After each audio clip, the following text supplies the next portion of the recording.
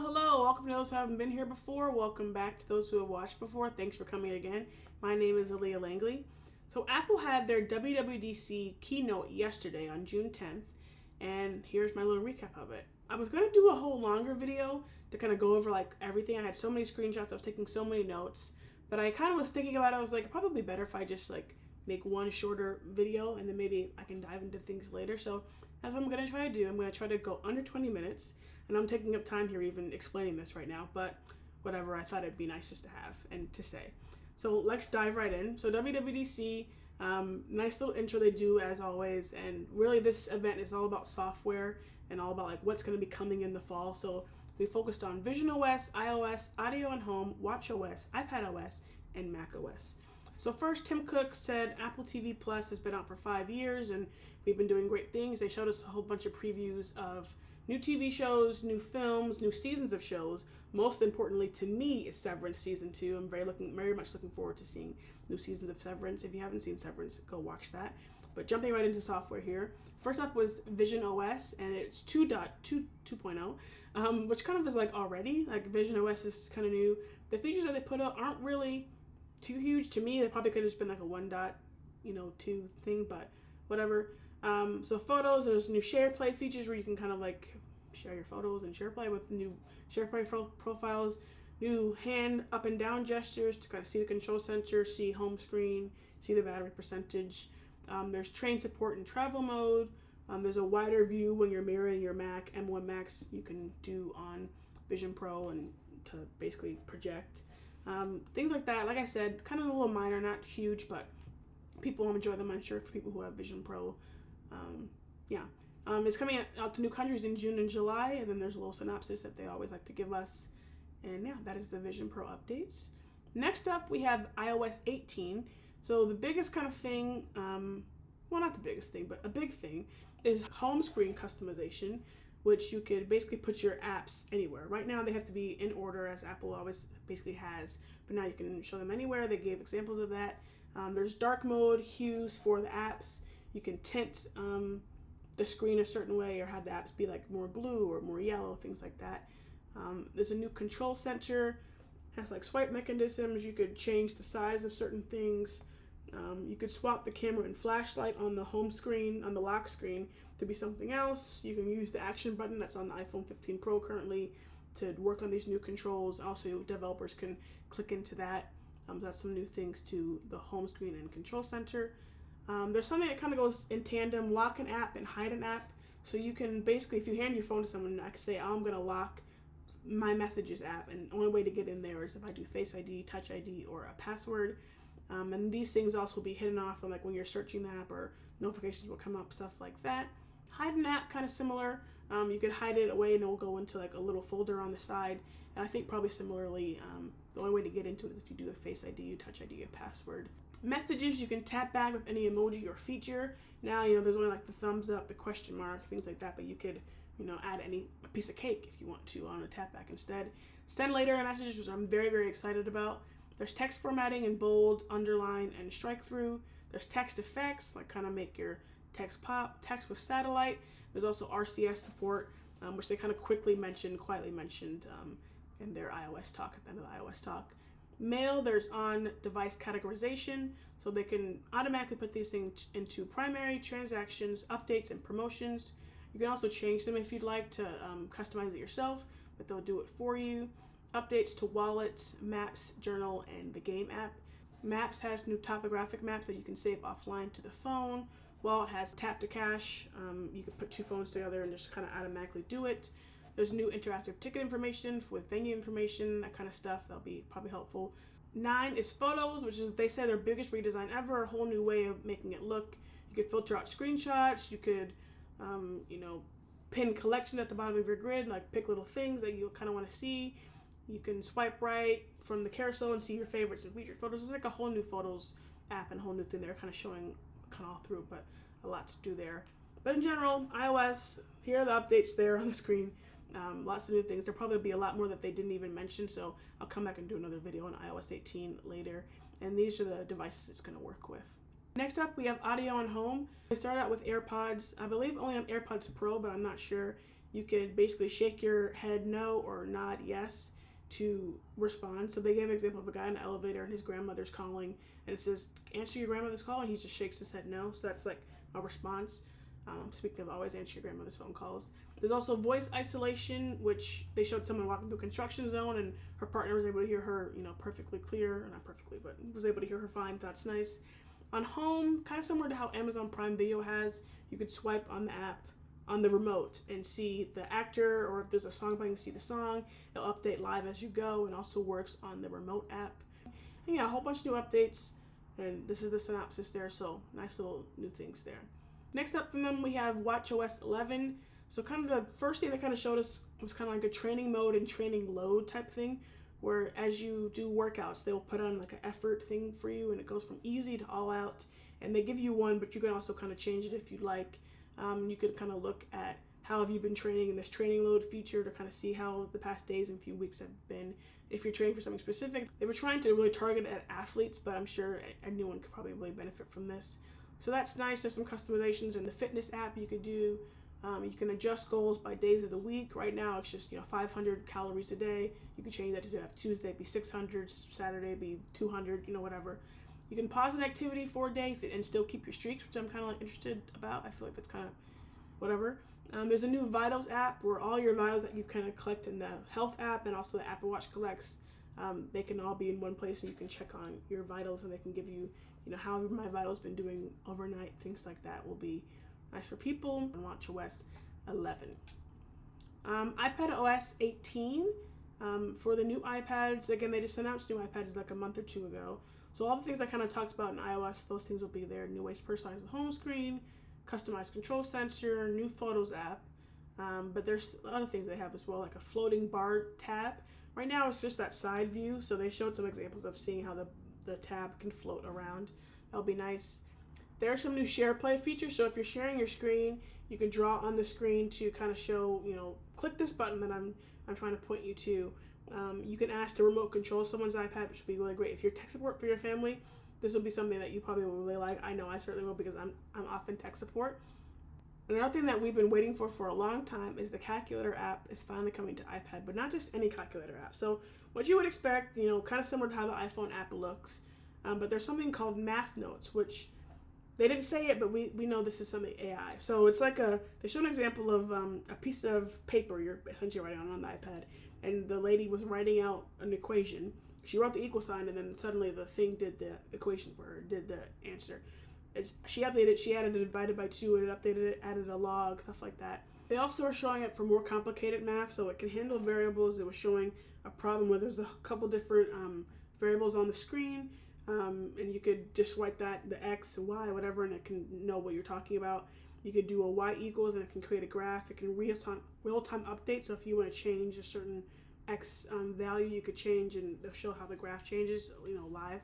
So just really, really sweet. And I was thinking, like, man, this would have been awesome to have when I was in college or when I was in like lower math classes. It would have been sweet. This also works in Notes. They didn't do the whole kind of showing of it, but I imagine it works kind of similarly. But speaking of Notes, they have new Smart Script, which kind of refines handwriting as you go. So if you like write a little bit like scribbly, maybe potentially, it will still kind of have the handwriting in the way that you write, but it will make it like smoother, more legible, that kind of stuff. Something that would have been great for me as well, like I said. Spell check, which I'm not sure if they had already or not. I don't really use Notes. I use GoodNotes, really. You can tap and hold with an Apple Pencil to kind of move a text over. Like if you want to add a word somewhere, it's like, man, but I had this nice sentence and it looks so nice. You can like drag over to kind of slide it in there, which will be really nice, I think. So yeah, that's some of the things for iPadOS. I think there'll be a nice few updates there, and like I said, there probably are a lot more, so we can dig into that in another video potentially. Next up is macOS 15, or macOS Sequoia, they're calling it. They're showing some of the things that we already saw in iOS and iPadOS, Math Notes, Maps, but kind of the first big thing that popped up to me was iPhone mirroring, which is a way to kind of always connect your phone to your Mac, and it can kind of come up on the dock and you just see it there, and you can control your iPhone on your Mac, which is sweet. And while you're doing that, your iPhone can just be off to the side. The screen will just be like normal. You can have it in standby mode, you can have it in whatever. It'll probably be really, really nice to use and play around with. Next, we have a drag a window to a side. Essentially, if you drag a window to a side, it can kind of create its own pockets. You can do that now with like a third-party app, but now it just will automatically do it. It can be in 4 quadrants. It can be up or down. It'll be nice to kind of have that finally, because now it's kind of just you're on your own. You have to do it yourself or have a third-party app. You can preview what you're about to show if you're going to screen share. There's like built-in backgrounds on certain apps that you're going to use. There's a new passwords app, which is going to be available on Mac, iPhone, iPad, and Vision Pro. It's kind of like a 1Password thing, but Apple's version, so that'll be really, really nice. Safari has a few more updates, so summaries on the pages, a reader view, a viewer view, like if a video is coming up, and it can just basically prioritize it and put it front and center. You can also go picture-in-picture for you, kind of automatically if you'd like. Gaming on the Mac is getting better. They're saying they had something from Ubisoft come up and talk about some new games coming out, things like that. So lots of new cool updates to Mac OS and lots happening there. So this is the thing where I was thinking the event was kind of ending because Craig was like, all these OSs are available in the fall, and the beta is available today, I think yesterday, and then it'll be July for the public. And he shot it back to Tim, and I'm thinking, oh, it's only like been an hour or so here. Maybe it's going to wrap up, but it did not. So Tim starts speaking, and some of the things they were talking about in the keynote up to this point were obviously AI features, but they never said AI. So if you knew it was AI, then obviously you knew, but if you didn't, you just, they just didn't say anything. But then Tim was saying, we've been using artificial intelligence, first mention, and machine learning for years to help us, design these products. And there's been recent developments in generative AI and large language models. But we want to ensure the outcomes reflect the principles at the core of our products. And he basically put these principles out they have and that they feel like they stand on. And he said all this together goes beyond just AI, and it's personal intelligence, and it's the next big step for Apple. And of course, they branded it Apple Intelligence, and that is what we're calling it, and essentially AI shortened. And then we went back to Craig, and we started a whole new part of the keynote, and felt the keynote as actually kind of starting here because we were going into Apple Intelligence, and that was a whole other almost hour of the presentation. So Craig basically starts saying there's so many personal assistants out there, but they work off the web. They don't really know you, and that's why we want to bring Apple Intelligence to the iPhone, iPad, and Mac OS. And he said, let's go over like capabilities, architecture, and experiences. So they kind of dipped in to tell us a little things about what it can do. I'll talk about that more in experiences, but little basics. But the architecture is something I want to kind of highlight. They were saying powerful intelligence goes hand in hand with powerful privacy. Now, Apple's always been a company that's always trying to prioritize privacy. They've always wanted to, put that at the forefront and do what they can, not hoard your data, things like that. So they were showing that this is basically the thing now. It's going to be working on the top level of Apple's chips, because they were saying, we've been working for years to make Apple Silicon great. So right now it seems like it's only going to be working on iPhone 15 Pro and whatever else they come out with in the fall, and then all the M series chips for the Mac and the iPads. So with that, there's on-device processing, which is really, really big, because right now, as it is for pretty much everything else, is, it's like goes into the cloud. So on-device processing is really, really a great, huge thing, and they were saying this is a new privacy standard for AI. They also have something called private cloud compute. So for the few times that maybe something is going to go past on-device processing, it will go to the cloud, but it will stay in this bubble where Apple cannot store the data or have the data. So again, really trying to get the privacy hounded in there. We're not trying to take your stuff. We're not storing it. We don't want it, whatever. And then experiences, when we really dive into some of the things and preview some of the things that is possible. So we went basically over all these new OSs that we had just gone down and said, this is what we can do when you put Apple Intelligence in it. So Siri is getting a big update, finally. Siri has sucked for a very long time. They're trying to make it more natural, more relevant, and more personal. It has a new look. It kind of has a glowing wrap around the phone rather than the little circle at the bottom. It can understand context now. You can ask it a question and ask the same thing about the question again, and it'll get it. An example they gave of Siri was asking about the weather to a certain place. I said, what's the weather in Big Sur? And the next question is, schedule a hike there, and it knew where there was without me having to say Big Sur again. You can type to Siri, which is finally available. You can ask Siri about how to do a certain feature, and it will give you a text block of showing you how to do it, saying, how do I send a text message, and it will tell you how to do that. Again, family tech support people will rejoice at that feature. Basically, Siri's getting a nice little new revamp, not little, big revamp. Very excited about it. Mail, there's smart reply in mail, kind of like how Gmail has now. You can just click a button and reply to an email.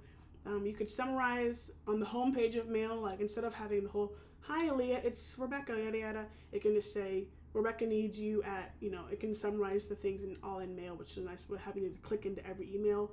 Even if you do click in, if it's a very long email, they can summarize the email for you by clicking a button at the very top, which will be nice. Notifications, there's priority notifications now. There's reduced interruptions mode, essentially, where important stuff will pop up that maybe like they can read the message and say, oh, it says Chloe needs you by 2 p.m. but you can't wait on this one. That'll be nice. Something in messages called Genmoji, where you can kind of make your own emojis. Like in text, put a turtle on a skateboard and it'll go up, like that. A whole bunch of new things. They showed us a whole bunch of new examples. Something called Image Playground, which you can create a whole new image by playing with it. There's going to be a whole new app for that where you could work around that. Put it in messages, put it in social media, put it anywhere you want. And it also can work on the memojis that contacts have and kind of get your friends' not actual face, but memoji faces in there and play all that kind of stuff. And this is where we get to the enhanced writing section, which is going to work in notes. It's going to work anywhere where there's a cursor, really. They have something called Rewrite, where it can make a text more friendly, personal, or concise. Right away, I was, on the next thing I'm going to say too, I was thinking RIP Grammarly. Grammarly is going to struggle. Something called Proofread, proofreading, where it can proofread your text, give you sentence structure, give you corrections, things like that. Things that Grammarly does already. It's going to be yikes for them. Summarize can take a whole big of text and put in some bullet points for you. Be really, really nice. They showed that on the Mac and they were showing it on an iPhone as well. Image Wand, which looks cool in the actual Notes app. I think it might be available other places too, but certainly in the Notes app. You could circle, if you're drawing something in the Notes app, you can circle it and it can make its own image playground for you. You can kind of play with it and change it around.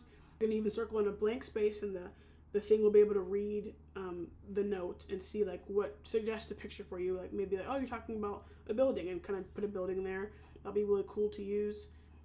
Photos, there's a cleanup tool, which is basically like Google's Magic Eraser. You just circle something in the background and it can take that away. It'll be sweet. There's a natural language search in Photos now. You can actually put a whole sentence in and it can really find it that way. It works for photos and for videos.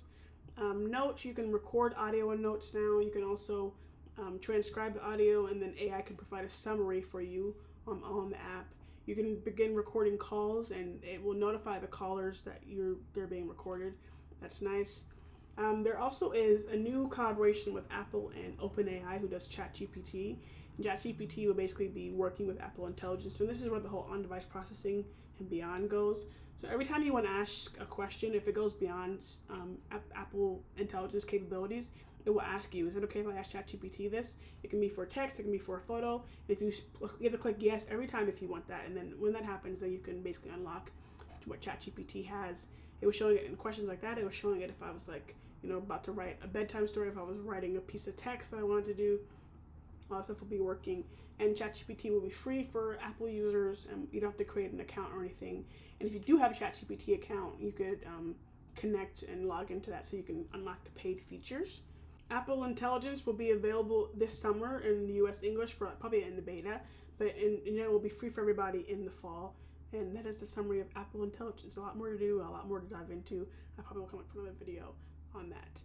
So yeah, we end with Tim. He says, thanks for watching. Have a great WWDC. And it ends with basically a shot on iPhone edited on Mac little message. So that's probably going to be a trend that we see. But that is the synopsis that I've given you, hopefully under 20 minutes. We'll see, of that WWDC 24. I'm not going to waste time chatting anymore because I don't know where I'm even at in this video. Hopefully I made it in my time. But if not, whatever. If you made it this far, thank you so much for watching. Thank you guys so much for the support. If you're choosing to watch this video out of all of them out there, I really appreciate it. If you made it to the end of this video, you're awesome. Thank you so much. If you guys like watching my books I read this month, my one for May will be coming out later this week, so stay tuned for that one. But yeah, I will see you guys later on. Thanks. Bye.